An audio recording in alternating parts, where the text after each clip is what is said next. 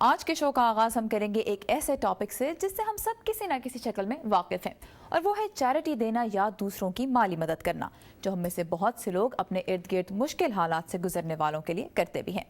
بین الاقوامی سطح پر یہ کام امدادی ادارے کرتے ہیں جو پاکستان میں بھی اپنے پروگرامز چلا رہے ہیں، لیکن نیلوفر مغل بتا رہی ہیں کہ بعض لوگوں کے مطابق امداد کے یہ منصوبے ترقی میں مدد دینے کے بجائے اس کی راہ میں ایک رکاوٹ بن سکتے ہیں۔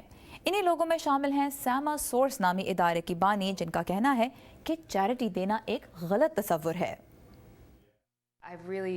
مجھے خیرات پسند نہیں۔ میرے خیال میں جن لوگوں کی مدد کے لیے آپ خیرات دیتے ہیں یہ ان کے ساتھ اچھائی نہیں۔